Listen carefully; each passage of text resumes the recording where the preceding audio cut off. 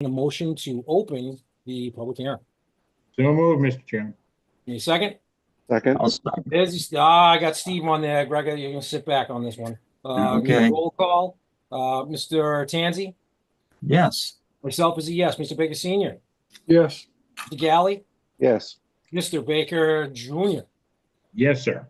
Meeting's open. All right, here we go. 7:30 p.m. Notice is hereby given that a virtual remote public hearing will be held by the Rockland Zoning Board of Appeals on Tuesday, May 6, 2025 at 7:30 p.m. on the petition submitted by Stephen G. Ballard, trustee, Laureen T. Ballard, irrevocable trust, 33 Melissa Circle, East Bridgewater, Mass. For a Chapter 40A, Section 6 finding and zoning variances 415-89.1 pursuant to 415-22 building and lot regulations and 415-26 lot size reduction. The applicant is proposing to reduce the area of 250-252 Reed Street by 5,080 square feet and to add that area to the abutting 260 Reed Street. Properties originally consisted of 3 lots being shown on CW Holland Plan 8019. Applicant wishes to do a revision to the lots.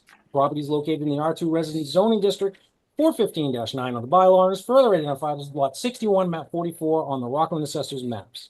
The owner of the property is Laureen T. Ballard, irrevocable trust, 33 Melissa Circle, East Bridgewater, Mass. 02333. Done. Mr. Garvey, are you going to be speaking for the applicant today? Yes, I am. Yep. All right, the floor is yours, Carl. Yeah, Kyle Garvey representing the Ballard family. Steve Ballard, trustee of the Lorraine Ballard trustee. These properties originally 260 Reed Street was purchased by George Ballard back in 1955, who then built a house on that lot. Later on, he bought 250 and 252 Reed Street in 1972. So these properties have been in the Ballard family for a total of 53 years now. And over that time, it was kind of used as one parcel, really. It did consist of 3 lots going back to an old CW Howland plan back in the early 1900s, survey number 8019. And based on the location of the existing driveway for house number 260, Mr. Ballard was in the woodworking business, had a shed out back that he used as a carpentry shop. And that encroaches over onto the property of 250, 252. So I've decided to subdivide the 3 properties right down the middle. Each lot would contain 112.50 feet of frontage. Lot 1A would contain 14,263 and lot 2A 15,730. So both lots now conform to the frontage requirements of the town. 250, 260 was slightly reduced by half of the lot. So these 2 lots are still bigger than any of the lots on the south side of Reed Street, which is probably a total of 20 lots altogether. They're the 2 biggest, and it's certainly not detrimental to the area. Borders the McKinley School area in the back, and other residential homes adjacent to it. So I think it's a pretty good exchange to do to make them pretty even in use. I don't know if the board has any questions on that. Thank you, Carl. Board members are going to open it up to you. Would it help to have the plan on the screen? Yes, please, Mr. Chairman. Share that. See if I can find it.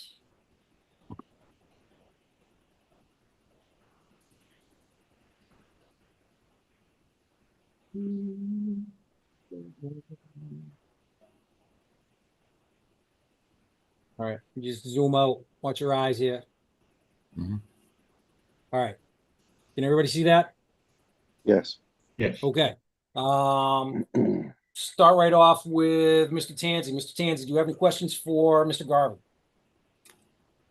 No, I just want to say so, just to be clear, currently right now there are three very narrow, long lots, and you're going to create that new lot line and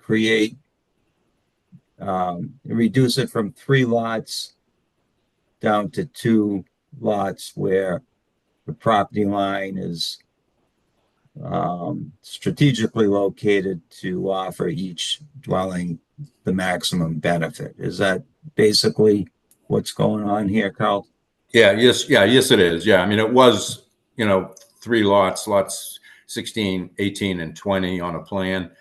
And I'm splitting it. I actually think there was a house on the middle lot at one time based on an old survey that was done for John Roach back in 1913. But I think that house was demolished or maybe incorporated over onto the other side. But I have an old survey by Howland that shows a house actually in the middle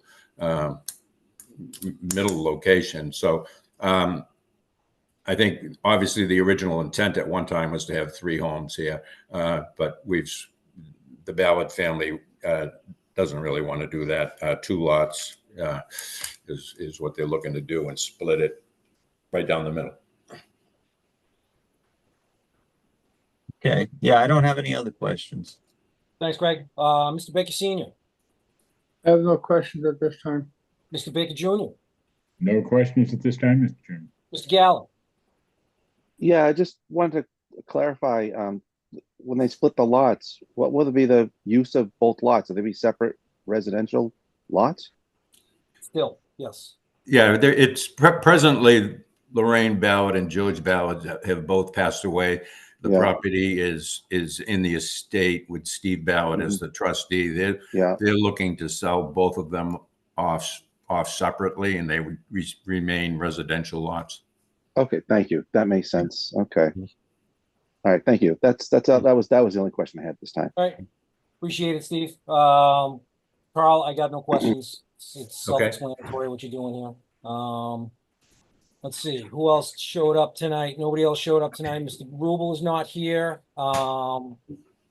Let's see. We'll go to Allison, as Allison is our town planner. Is there any questions that you might have for the applicant's representative?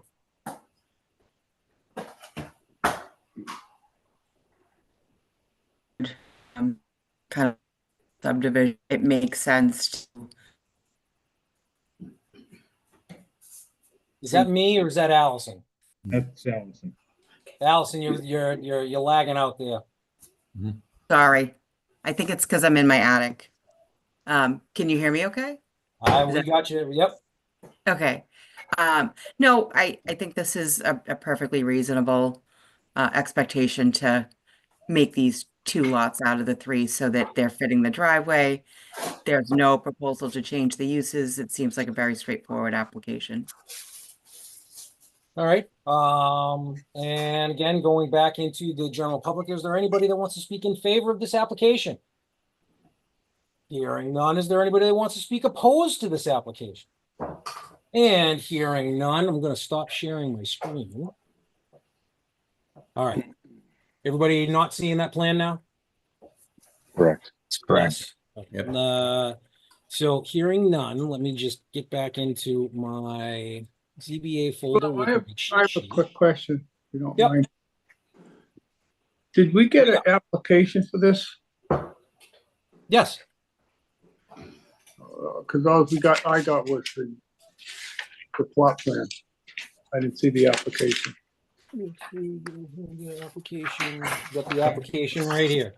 Let's see. Received March 24th, 2025. And I pulled it right off of the website. Okay, no problem then. Everyone, Go back to my cheat sheet here. if you didn't, my apologies, but I did make an effort to get everyone all of the application materials and supplementary documentation and the agenda. If I don't have a good email for you, that's a problem we can resolve quickly. That's fine. All right, I got my cheat Motion to sheet up close there. the public hearing. Not yet, not yet, not yet, not yet. Gotta do that before you read that. All right, hearing none, close the report there. Okay, so I've got a motion to close the open portion of the public hearing. I got a second over here on Mr. Baker Jr. So roll call, Mr. Tanzi, Yes. myself is a yes, Mr. Baker Senior, Yes, Mr. Baker Jr., Yes. Mr. Galley. Yes, All right. Mr. Garvey, the board will deliberate tonight and you are welcome to stay. You will receive a decision in the mail with a date stamp, 21 days from the date stamp on the decision. Go to the town clerk's office, request a certificate of no appeal. If no one has appealed, the town clerk will give you a certification and a copy of the original decision. Take those to the registry of deeds and have them recorded. One of the conditions is always to show the building department proof of recording. So there you go. We'll decide tonight. And again, feel free to hang out. We got one more meeting to go through. Let's see. Actually, I think we can start it.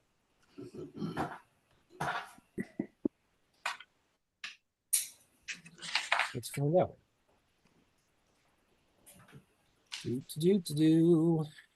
7:35. We can actually start it. Here we go. Notice. Okay, I'm okay, Rob. Thanks very much.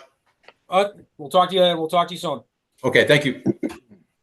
All right, 7:35 p.m. Notice is hereby given that a virtual remote public hearing will be held by the Rockland Zoning Board of Appeals on Tuesday, May 6, 2025 at 7:35 p.m. on the petition submitted by Melissa McInnes and Dennis Espinoit, 421 Forest Street, Rockland, Mass, care of Scott Golding, Esquire, DTM Law PC, 175 Derby Street, Hingham, Mass, for a dimensional variance pursuant to zoning bylaws 415-22 A2D building and lot regulations and 415.89.1 zoning variances to allow for the modification of the width of the internal access driveway to 20 feet from 17 and 7 feet from the northerly property line in the I-1 portion of the property.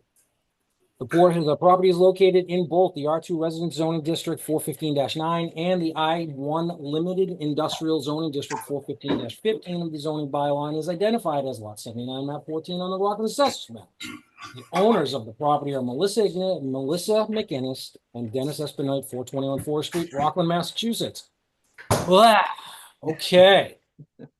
Scott, you gonna take That was a take this mouthful. meeting Yeah, over? thank you. Yeah, yes, I'll take it over from here. So thank you. It's all yours. I'm done talking. Thank you, Mr. Chairman. For the record, Scott Golding from DTM Law. I'll kind of run through this relatively briefly. We were here last July, so I think everyone's familiar with the property generally and the project. But just for the record, 421 Forest Street. It's a dual access lot with frontage on Forest Street and VFW Drive. It's in a regularly shaped lot, which is long and narrow. It has 79 feet of frontage on Forest Street, 82 feet of linear frontage on VFW Drive. When we were here last July, the board granted relief to be able to construct a 2,250 square foot warehouse garage building in the I-1 portion of the lot. Since that time, the applicants have received an order of conditions from the Conservation Commission. They are currently working through the site plan review process. And one of the issues that came up through that process was a comment from the fire department requiring that they maintain compliance with the NFPA standard, that they have an unobstructed width of not less than 20 feet for their access drive. When we were here previously, we had a 17-foot access drive along the easterly portion of the property. So in order to comply and have a 20-foot wide access drive as required by the fire department and NFPA, we need relief from the regulation that requires that the access drive be 10 feet off the property line. So we need relief on the easterly property line, 3 feet of relief. I can put up the plan. That might be helpful for everybody. just to kind of reorient everybody again. It is obviously very zoomed out. I'll zoom in. So Forest Street is up here. VFW Drive is down here. This is the residential portion. This is the existing home. They've actually done a lot of work on this. They've re-sided it. They've done a lot of exterior work. So I think it's looking very good at this point.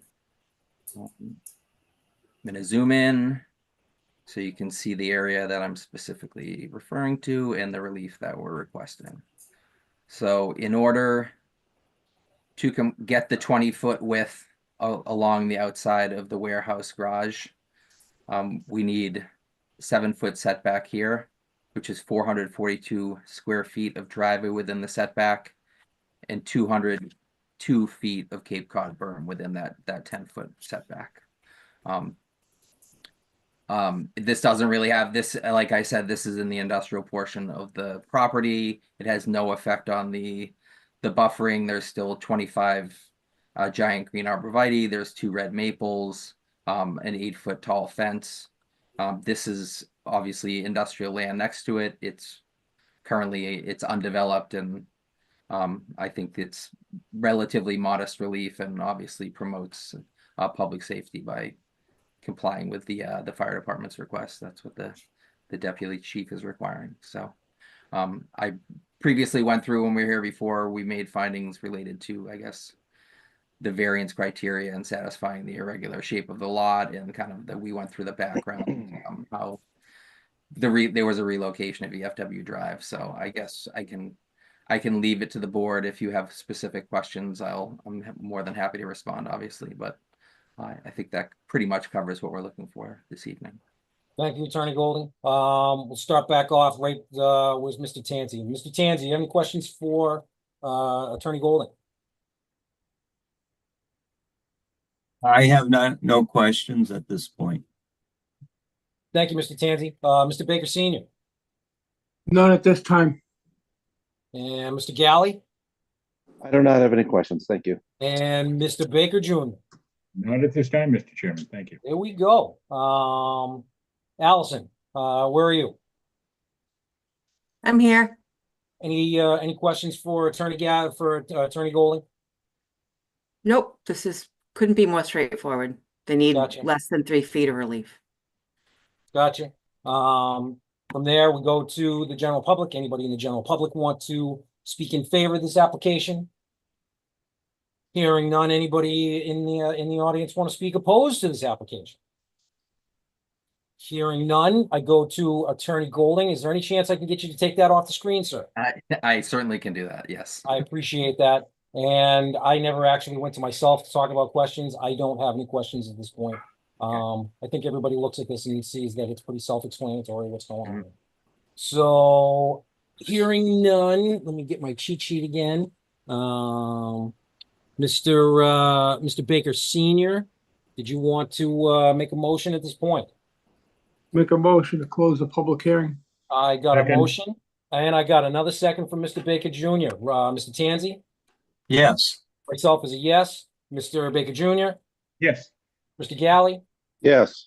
Mr. Baker Senior. Yes. All right, Attorney Golding, you know the drill. The board will deliberate tonight, and you're welcome to stay. You will receive a decision in the mail with a date stamp. 21 days from the date stamp on the decision. Go to the town clerk's office, request a certificate of no appeal. If no one has appealed, the town clerk will give you a certification and a copy of the original decision. Take those to the registry of deeds and have them recorded. One of the conditions is always to show the building department proof of recording.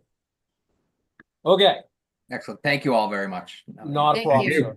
Do board members, does Thank anybody need a quick break for the bathroom, or are we good to go? I'm old, but not that old, Mr. Chairman. I got you. I think I'm actually good to go. I mean, if we're ready to start talking. Ready? All right, Reed Street. Any questions? No. I thought that was a good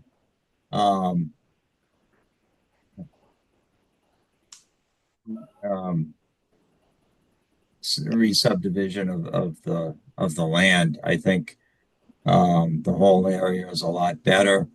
better lots. I just see it all in the public interest.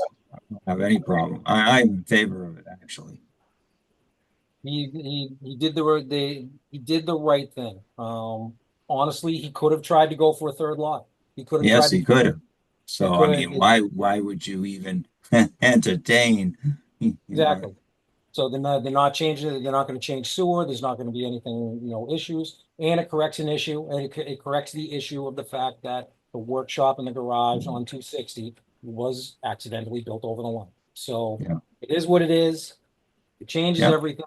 Solves the encroachment issue. Exactly. I would entertain a motion. Make a motion to approve. Okay. Second. And what I'm gonna do is I'm gonna look at the application specifically. We were looking for a variance to 415-22 and 415-26 plus a section 6 finding. I don't know if we need a section 6 finding. I think we can deny that as moot. Because if we're granting the variances, then it is what it is.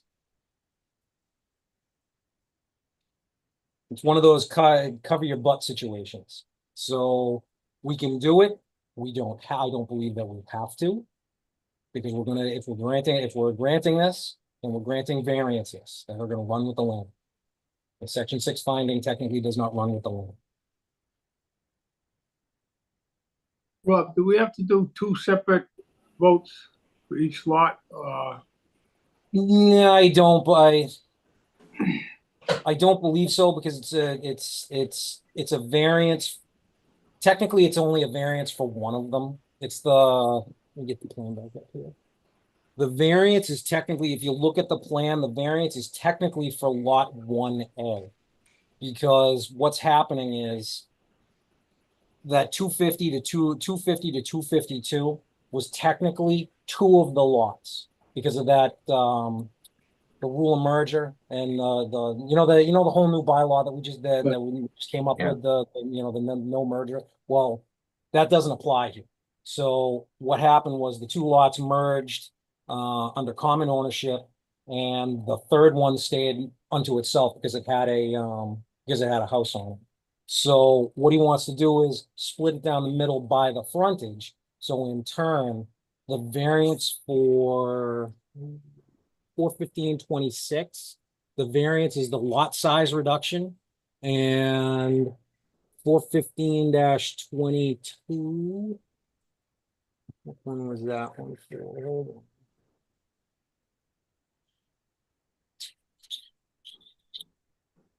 I think minimum lot size, Rob. I actually think that Yeah, might she's right. The 415-22 is still the lot size because it's less than the minimum required. that the might lot- be why he asked for the section 6 finding, because you're still creating non-conforming lots. True. So basically, everything is really only applying to the so-called lot 1A. So it's really only one.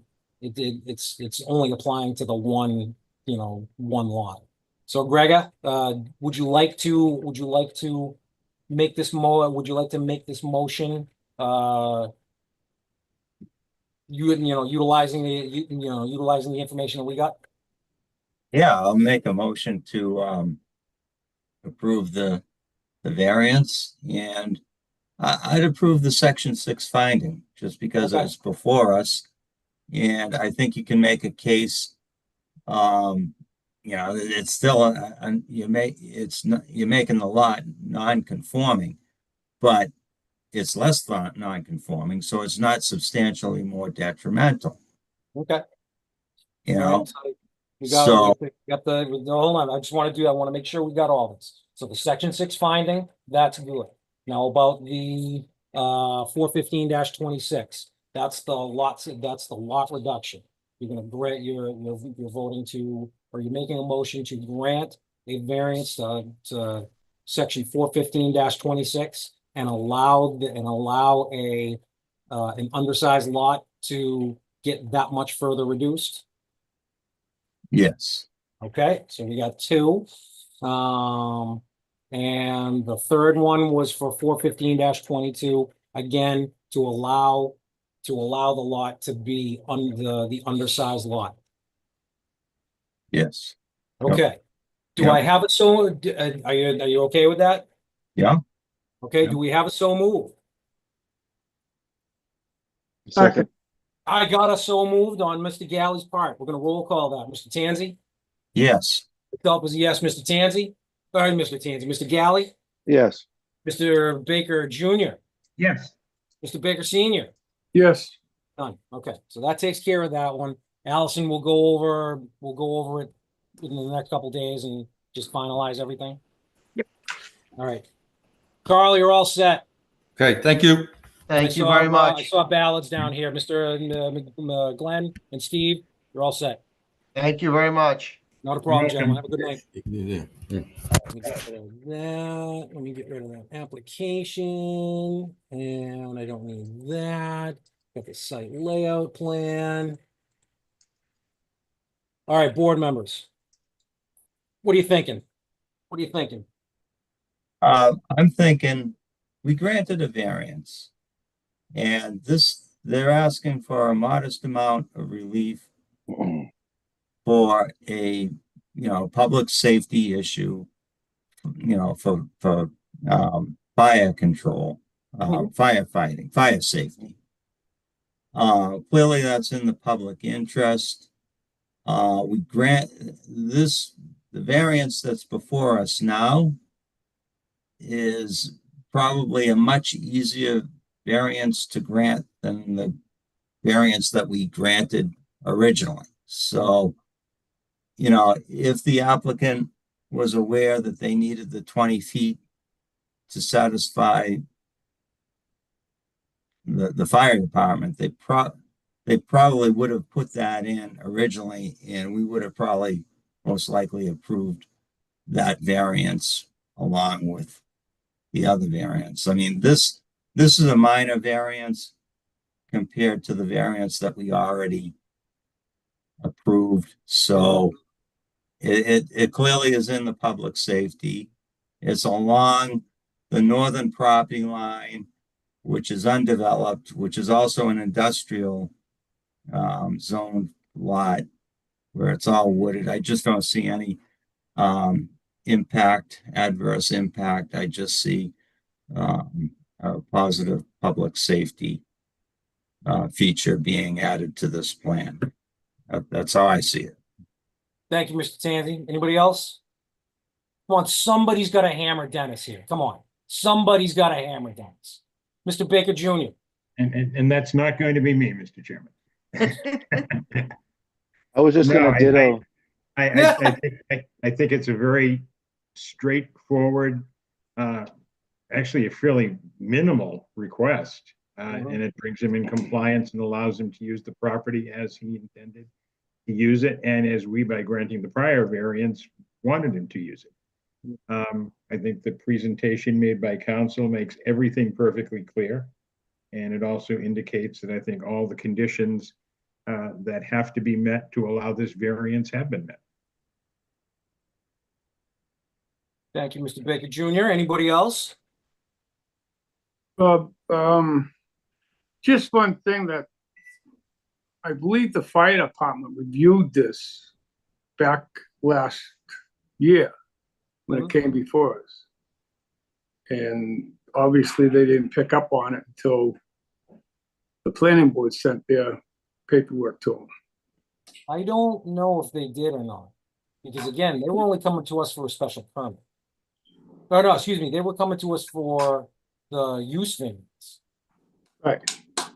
They wouldn't have reviewed for a use variance. Okay. My mistake. That's all. All right. Mr. Galley, are you good at this point? Have any questions? I'm good. No, I have no questions or comments other than dittoing Greg and dittoing Mr. Baker Jr. So just like I said, ditto marks.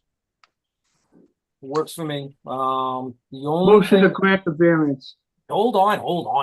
The only thing that I don't remember, and again, because we were only dealing with The use I think variance.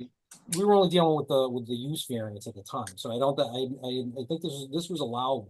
So in the end, because we're granting a distance, we're granting a dimensional variance here. I'd like to, and again, I'm pretty sure the planning board's going to require it, but just in case, I'd like to condition this that a full site as-built, once everything is all said and done, full site as-built is provided. That way we can at least see on paper that the pavement is where it's supposed to be. It's Board reasonable. members, is that Yeah. reasonable? Sure, absolutely. So I had a Mr. Baker Senior motion to grant the variance. It's a requesting a waiver from detail to allow the access drive to extend. So it's a 3-foot.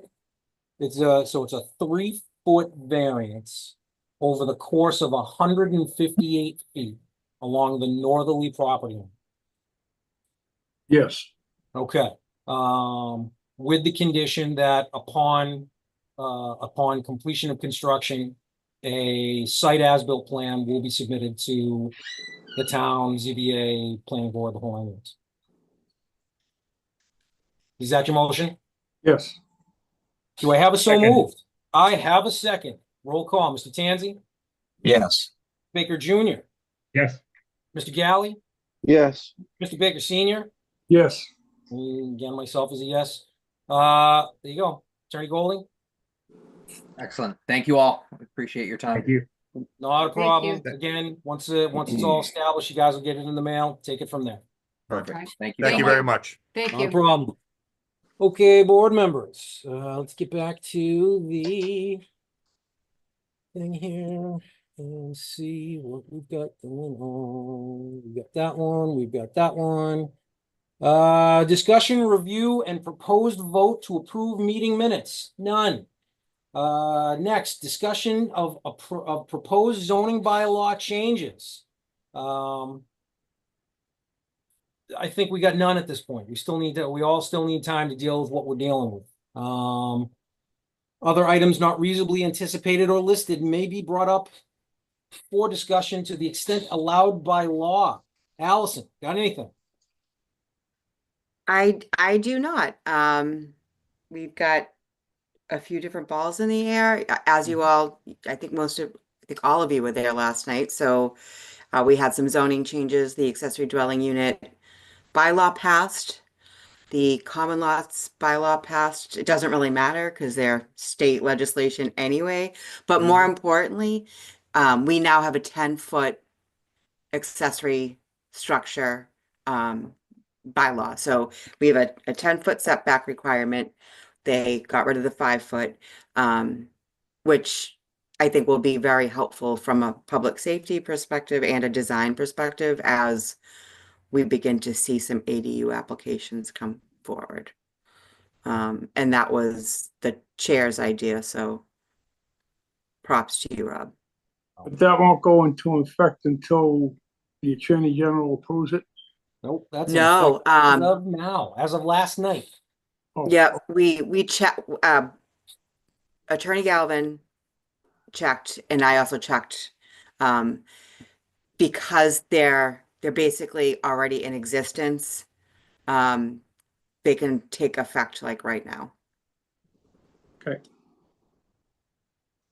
So now you can build an ADU Well, on the that- prop. Allison, will that apply to the ADUs? Yes. So now the closest that they'll ever, two proposed ADUs side by side, different lots. The closest they'll be is 20 feet. So it's still close, but it's not awful. No, and if people are missing it by a foot or they can make that case before your board. Mm-hmm. Will that Uh-huh. apply to the MBTA lots too? The No. MBTA zoning? Because you know why, if anyone does a project in the MBTA zoning, the ADUs wouldn't apply because they're all required to be mixed use. No, I mean the zoning for the MBTA zone. Right, you wouldn't Thought be those able, were gonna be, those were scaled down to Oh. 5 foot. Uh-oh. Uh-oh, what happened? She choked. It's frozen to me. I gotta take a picture of that and send, oh, there she is right there. yeah, don't be taking pictures of me when I'm frozen. Looked like you were catching raindrops. Yeah, Like- it was literally, you were caught in a sneeze. It was, Yeah. Fantastic. It wouldn't affect the MBK zoning. It should, no, I don't think so, because that's a separate district. And that zoning's pretty prescriptive. We have mixed use, the Right. lot sizes. You wouldn't put an Mhm. ADU there anyway. If someone No, wanted to I'm put a talking about- shed, they could put a shed, but it'd have to be 10 feet. there's They no, were there's no single family though, right? There's no Correct. single family, yeah, so there's no ADUs that you'd ever have to worry about. And when it comes right down to it with the multifamily, not the multifamily, but the multi-use, yeah, they could put sheds out there. I mean, like storage, storage facilities or something like that, a detached storage structure or something like that. But yeah, make it all, make it off the property line 10 feet. Or if you want it closer, come to us. Yeah, and they'll have to. Oh, there she goes again. She locked up again. We gotta get you some Wi-Fi nodes in your house. I just got The mine dogs are upgraded. downstairs. Tell your kids to stop playing all their video games and stuff. I don't feel like. They're taking up your broadband here. Mhm. Yeah, they are. So that's all I got for you.